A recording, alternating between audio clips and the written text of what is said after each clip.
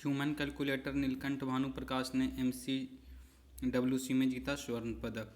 हैदराबाद के नीलकंठ भानुप्रकाश ने mind sports olympiad में मेंटल कैलकुलेशन वर्ल्ड कप में भारत के लिए पहला स्वर्ण पदक जीता है। उन्होंने शकुंतला देवी और स्कॉट फोलेंसबर्ग जैसे दिग्गज गणितज्ञ के रिकॉर्ड की तोड़कर एक नया ऑल टाइम रिकॉर्ड कायम किया। भानुप्रकाश ने 167 के स्कोर के साथ स्वर्ण पदक अपने नाम किया। वहीं लेबनान के मोहम्मद एलमीर ने 102 अंक के साथ रजत पदक और UAE की अश्मिता पाल ने 100 अंकों के साथ कांस्य पदक जीता। नीलकंठ भानुप्रकाश जॉन लग्गड़ा के बारे में 20 वर्षीय नीलकंठ भानुप्रकाश दिल्ली विश्वविद्यालय के सेंट स्टीफन कॉलेज में गणित ऑनर्स के छात्र हैं और उन्होंने दुनिया में सबसे तेज ह्यूमन कैलकुलेटर होने के लिए 4 वर्ल्ड रिकॉर्ड और 50 लिम्का रिकॉर्ड अपने नाम बनाए। MSO के बारे में माइंड स्पोर्ट ओलंपियाड 60 से अधिक विभिन्न बोर्ड खेल प्रतियोगिता जैसे शतरंज, स्क्रैबल्स और 7 वंडर्स जैसे एक अंतर्राष्ट्रीय कार्यक्रम है। इसे पहली बार 1998 में आयोजित किया गया था। अहमदाबाद रेलवे डिवीज़न ने लॉन्च की बैगेज सैनिटाइजेशन और रैपिंग मशीन। गुजरात में अहमदाबाद रेलवे डिवीज़न द्वारा अहमदाबाद रेलवे स्टेशन पर बैगेज सैनिटाइजेशन और रैपिंग मशीन स्थापित की गई है।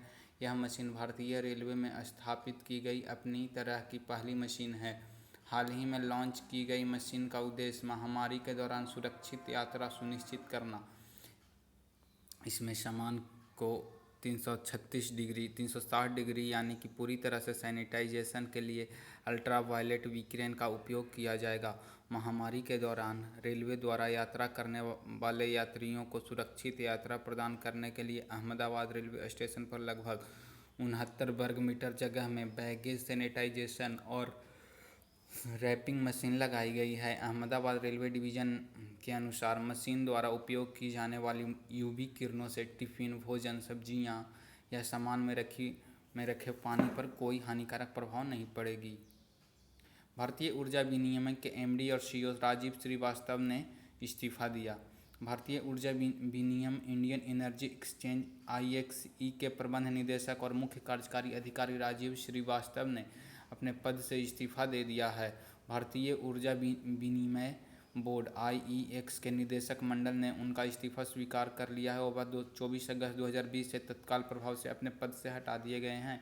IEX के बोर्ड के वर्तमान गैर कार्यकारी अधिकारी सत्यनारायण गोयल के कंपनी के अंतरिम MD और CEO का अतिरिक्त प्रभार सौंपा गया है। भारतीय ऊर्जा विनिमय MD और CEO सत्यनारायण गोयल अंतरिम हैं।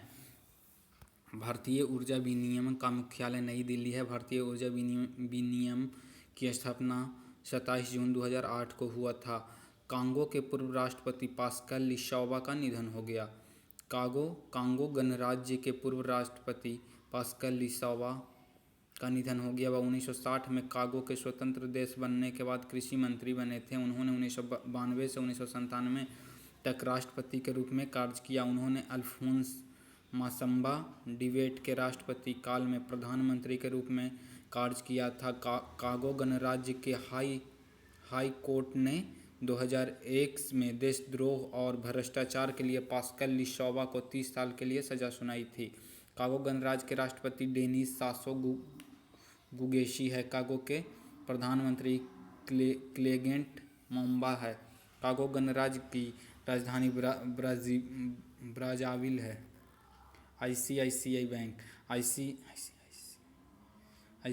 बैंक किसानों की साख का आकलन करने के लिए उपग्रह डेटा का करेगा उपयोग। ICICI बैंक ने किसानों की साख का आकलन करने के लिए सैटेलाइट डेटा का उपयोग करने की फैसला किया है। इसके साथ ही ICICI बैंक अब एक ऐसी तकनीकी का उपयोग करने वाला है। भारत का पहला ऐसा बैंक बन गया है जो भूमि, सिंचाई और फसल पैटर्न से संबंधित चीज़ों को मापने और किसानों के लिए त्वरित उधार निर्णय लेने के लिए जनसांख्यिकीय और वित्तीय मापदंडों के संयोजन में इसका उपयोग करेगा। सैटेलाइट डेटा का उपयोग करने का लाभ: जनसांख्यिकीय और वित्तीय विवरण के साथ उपग्रह डेटा किसानों की भूमि संपत्ति पर सटीक जानकारी प्रदान करेगा। इस तकनीकी के उपयोग से मौजूदा क्रेडिट वाले किसानों को उनकी पात्रता का विस्तार करने में मदद मिलेगी और नए सिरे से क्रेडिट किसानों की औपचारिक ऋण तक बेहतर पहुंच प्राप्त करने में मदद मिलेगी। साथ ही इसमें ऋण प्रदान करने के समय में भी कमी आने की उम्मीद है, क्योंकि उपग्रह डेटा की मदद से भूमि सत्यापन गैर संपर्क तरीके से किया जा सकता है और क्रेडिट आकलन कुछ दिनों के भीतर किया जाता है, जो पहले 15 दिनों तक के अंदर किया जाता था। आईसीआईसी बैंक का मुख्यालय मुंबई, महाराष्ट्र में। आईसीआईसी बैंक के एमडी और सीईओ संदीप बख्शी है। आईसीआईसी बैंक के टैगलाइन हम है ना ख्याल आपका। एसबीआई जनरल इंश्योरेंस, सुरक्षा और भरोसा दोनों। एसबीआई जनरल इंश्योरेंस ने लॉन्च की Shagun gift and insurance policy. SBI general insurance ने सहगुन गिफ्ट एंड इंश्योरेंस नामक अपनी तरह की पहला बीमा उत्पाद लॉन्च किया है, जो पर्सनल एक्सीडेंट पॉलिसी का एक अनूठा उपग्रह है। इस पॉलिसी की खास विशेषता यह है कि इसे किसी भी उपहार में दिया जा सकता है, यानी इसका पॉलिसी खरीदार से संबंधित होना जरूरी है। पॉलिसी खरीदार इसे उपहार के रूप में परिवार, दोस्तों, अन्य किसी परिवार और यहाँ तक कि घर में काम करने वाला ड्राइवर और रसोइया आदि किसी को भी दे सकता है। गिफ्ट्स रिसीवर को आयु 18 वर्ष से 65 वर्ष तक होनी चाहिए। इसमें 1 साल तक का लाभ उठाया जा सकता है। शगुन व्यक्तिगत दुर्घटना बीमा को कवर प्रदान करता है, जो बीमित व्यक्ति को दुर्घटना के कारण आकस्मिक मृत्यु, विकलांगता अथवा अस्थायी विकलांगता जैसे परिस्थिति में पूर्ण वित्तीय सुरक्षा प्रदान करता है। एसबीआई जनरल इंश्योरेंस मुख्यालय Mumbai, Maharashtra. SBI general insurance के एमडी और सीईओ प्रकाश चंद्र कंडपाल है। केरल का पहला ड्रैगन फ्लाई फेस्टिवल मनाया गया। WWF इंडिया के केरला स्टेट ऑफिस ने सोसाइटी फॉर ओडोनेट स्टडीज़ और थुम्बीपुरम के साथ केरल में पहली बार राज्य ड्रैगोफोन फेस्टिवल के लिए सहयोग किया गया, जिसका नाम थुम्बीम महोत्सव 2020 है। यह थुम्बी महोत्सव यह राष्ट्रीय जैव विविधता बोर्ड, संयुक्त राष्ट्र पर्यावरण कार्यक्रम, संयुक्त राष्ट्र विकास कार्यक्रम और ICICUN के सहयोग से WWF India, Bombay natural history society और इंडियन ड्रैगन फ्लाई सोसाइटी द्वारा आयोजित राष्ट्रीय ड्रैगन फली महोत्सव का हिस्सा है। ड्रैगन फली फेस्टिवल के बारे में। ड्रैगन फ्लाई फेस्टिवल आने वाले महीनों में समाज के विभिन्न वर्गों तक पहुंचने के लिए विभिन्न कार्यक्रमों को एक श्रृंखला के रूप में की जाएगी। त्योहारों का आधिकारिक शुभंकर पट्टालू है, जिसे परिवार को ड्रैगन फलीज के जीनस